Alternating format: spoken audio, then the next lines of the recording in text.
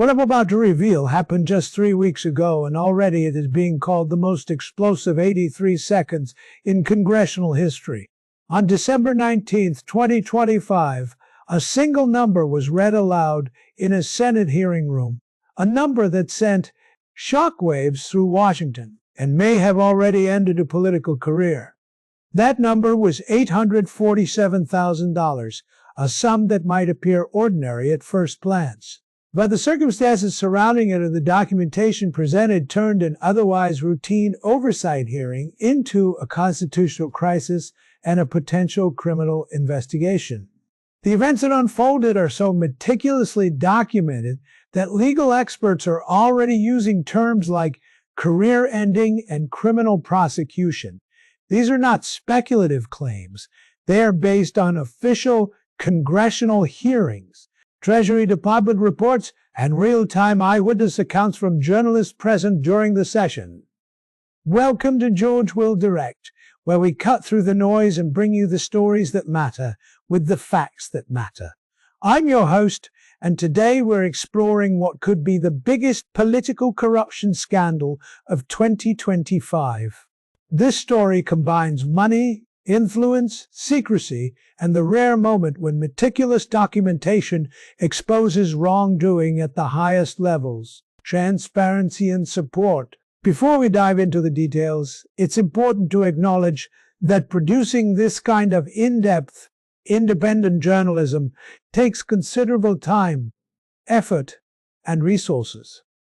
It is not cheap, and it is not easy.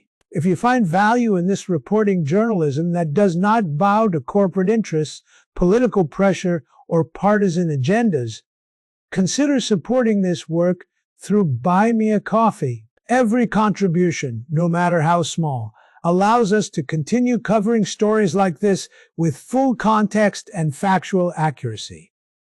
The link is in the description. The hearing that shocked Washington. On December 19, 2025, at 2:47 p.m., the Hart Senate Office Building in Washington, D.C., hosted what was intended to be a routine, end-of-year oversight hearing conducted by the Senate Judiciary Committee. These hearings normally involve standard questions about department operations, budget allocations, and procedural matters, typically not the kind of information that makes headlines. Attorney General Pam Bondi was seated at the witness table, appearing composed and confident.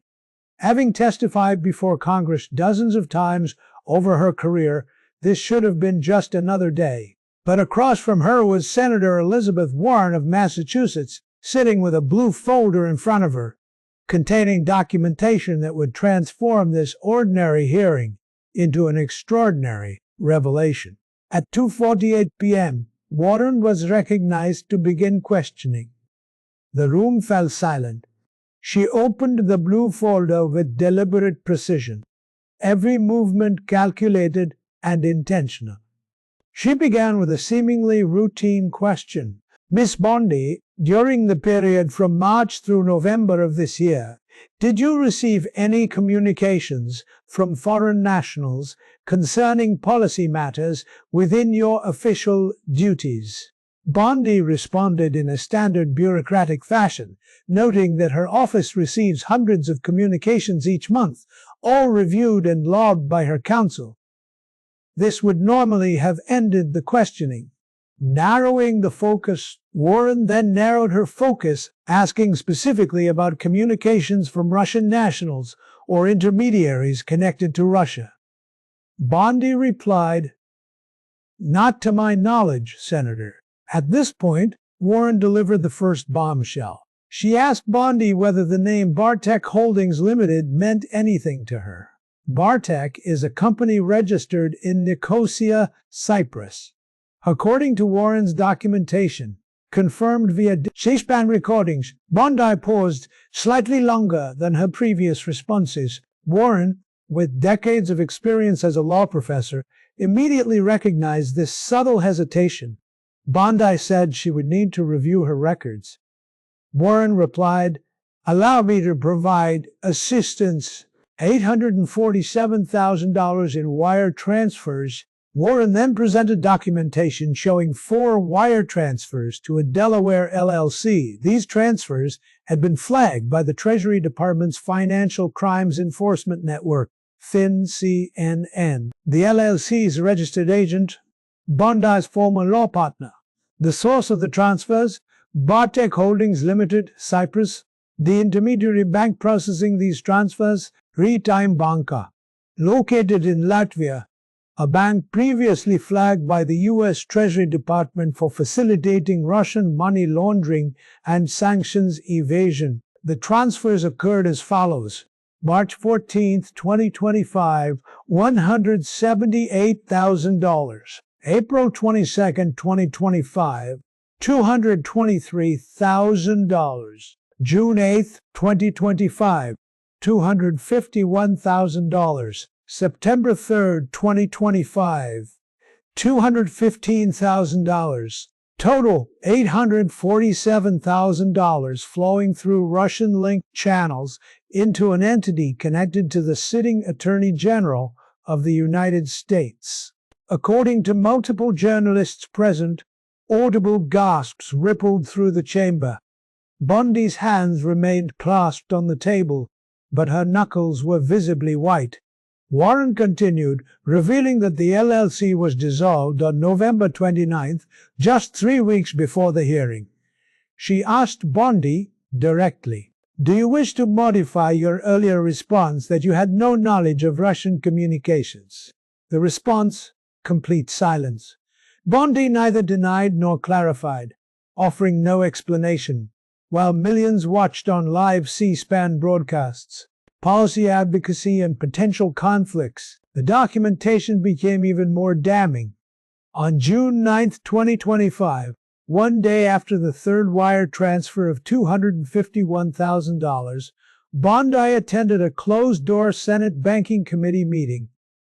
The topic was sanctions enforcement and tightening rules for Baltic financial institutions flagged for Russian money laundering, including Retime Banka, the same bank processing these transfers. According to Warren's records, Bondi opposed additional restrictions that would have interfered with the flow of funds benefiting the LLC connected to her former law partner, while she claimed regulatory feasibility concerns. The timing suggests a potential conflict between her official duties and the financial interests connected to her former partner. Encrypted emails, destroyed records, and cleanup. Further documentation revealed 19 encrypted emails sent to Bondi between March and October 2025, originating from servers in Estonia, Cyprus, and Moscow, all accessed through a VPN registered in the British Virgin Islands. None of these communications appeared in official Justice Department logs,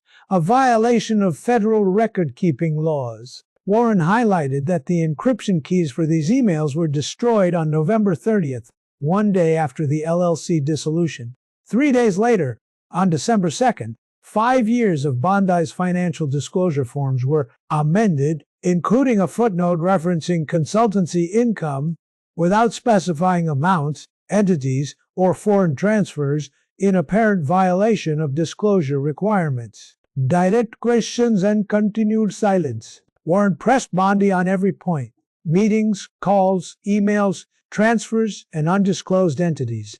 Bondi acknowledged knowing about a consulting firm, BC Strategy, which shared the same address as Bartek Holdings. She admitted a 34-minute call with the firm on June 7, 2025, occurring just 1 day before receiving an encrypted policy document and 2 days before her Senate Banking Committee testimony opposing sanctions on banks involved in these transfers. None of these interactions appeared in ethics review filings. When asked directly if she had ever received requests to influence U.S. policy in exchange for money from Russian or Russian-linked entities, Bondi replied, "I have never acted as a representative of a foreign government." The legal and political fallout. At the end of the hearing, Warren announced subpoenas for all communications with Bartek Holdings, BC Strategy, and Dmitry Fidelov, as well as phone records, emails, and 3 years of financial records. She also announced that a Justice Department referral for FARA violations, false statements, and obstruction would proceed, warning Bondi to return under oath on January 14. It's critical to note, as of this recording, Bondi has not been charged or convicted of any crime. In America, she is innocent until proven guilty. But the timeline, $847,000 moving through offshore channels, synchronized policy advocacy, encrypted communications, destroyed records, and amended financial disclosures, raises substantial questions about conflicts of interest, accountability, and transparency. On conclusion, 83 seconds. One blue folder, $847,000, and a silence that may define a political career while simultaneously marking the beginning of a criminal investigation. The upcoming January 14th testimony, the release of subpoenas, and Inspector General reports will provide more answers. Until then, this story remains under intense scrutiny, and George Wildirect will continue to track every development. This is the essence of investigative journalism, shining a light on the stories powerful people would prefer stayed buried.